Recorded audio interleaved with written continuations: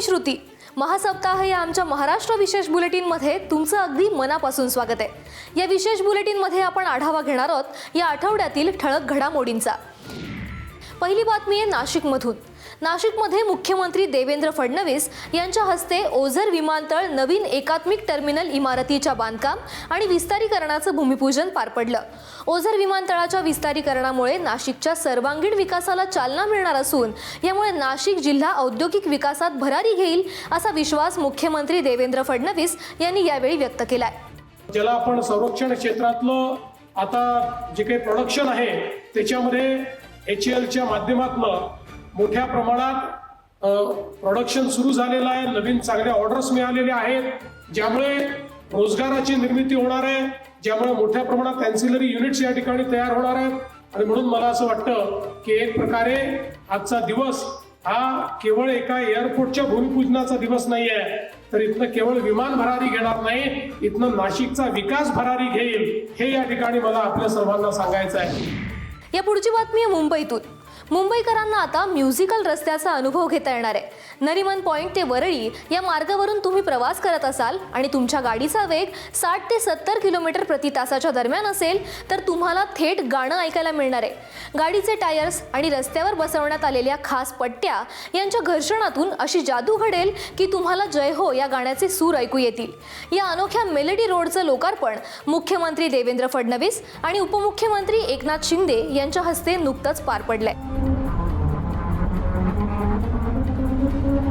खरं म्हणजे अतिशय अभिनव असं ही संकल्पना आहे आणि भारतातला हा पहिला रस्ता आहे.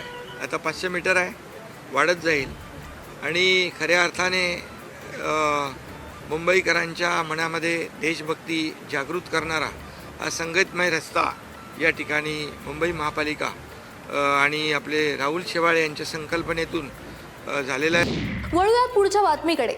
राष्ट्रवादी काँग्रेस पक्षाच्या नेत्या सुनेत्रा अजित पवार यांनी उपमुख्यमंत्री पदाचा पदभार स्वीकारला. सुनेत्रा पवार यांना दिवंगत उपमुख्यमंत्री अजित पवार यांच्याकडील राज्य उत्पादन शुल्क, क्रीडा आणि युवक कल्याण तसंच अल्पसंख्याक विकास ही खाती देण्यात आली. याशिवाय पुणे आणि बीड जिल्ह्याच्या पालकमंत्री पदाची जबाबदारी सुद्धा त्यांच्याकडे सोपवण्यात आली आहे. अजितदादांची कार्यशैली, निर्णय क्षमता आणि लोकांशी असलेलं आत्मीय नातं हेच बळ घेऊन पुढील वाटचाल करणार असल्याचं सुनेत्रा पवार यांनी म्हटलंय. वळूयात पुढच्या बातमीकडे. पशुसंवर्धन विभागाच्या वतीनं बीड जिल्ह्यातल्या परळी वैजनाथमध्ये 13 ते 15 फेब्रुवारी दरम्यान होणाऱ्या राष्ट्रीय स्तरावरच्या महापशुधन एक्स्पोच्या बोधचिन्हाचं अनावरण मुख्यमंत्री देवेंद्र फडणवीस आणि दोन्ही उपमुख्यमंत्री एकनाथ शिंदे आणि सुनेत्रा पवार यांच्या हस्ते पार पडलं. या प्रदर्शनात विविध प्रकारच्या 45हून अधिक स्पर्धा घेण्यात येणार आहेत. तसंच सुमारे 1000हून अधिक विविध पशुपालक, पशुपालन विषयक क्षेत्रातले तज्ज्ञ, अभ्यासक आणि विद्यार्थीही प्रदर्शनात सहभागी होतील. पुढची बातमी आहे राज्य मंत्रिमंडळानं घेतलेल्या निर्णयासंदर्भात. नाबार्डकडून जलसंपदा प्रकल्प पूर्ण करण्यासाठी 15,000 कोटींचा दीर्घ मुदतीचं कर्ज घेण्यासाठी मुख्यमंत्री देवेंद्र फडणवीस यांच्या अध्यक्षतेखाली झालेल्या मंत्रिमंडळ बैठकीत मान्यता देण्यात आली आहे. यातून 57 अपूर्ण सिंचन प्रकल्प आणि 193 पूर्ण प्रकल्पांच्या वितरण प्रणालीमध्ये सुधारणा करण्यात येणार आहे. त्याचा फायदा राज्यातील 8 लाख हेक्टर कृषी क्षेत्राला होईल.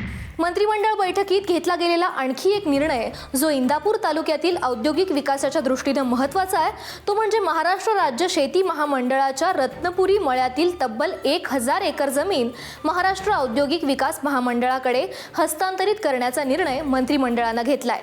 यामुळे इंदापूरमध्ये नवीन औद्योगिक वसाहतीचा मार्ग अधिकृतपणे मोकळा झालाय. हा निर्णय केवळ प्रशासकीय नाही तर दादांच्या स्वप्नपूर्तीच्या दिशेनं पडलेलं ठोस पाऊल आहे असं म्हणत या निर्णयाबाबत उपमुख्यमंत्री सुनेत्रा पवार यांनी देखील मुख्यमंत्र्यांचे आणि संपूर्ण मंत्रिमंडळाचे आभार मानले. वळूयात पुढच्या बातमीकडे.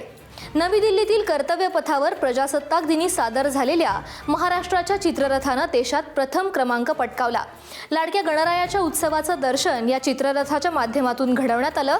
याचं सन्मान चिन्ह आणि बहुमान मंत्रिमंडळ बैठकीनंतर मुख्यमंत्र्यांना प्रदान करण्यात आला.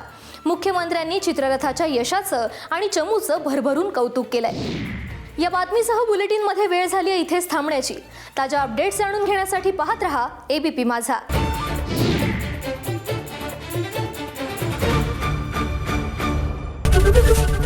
ABP माझा, उघडा डोळे बघा नीट.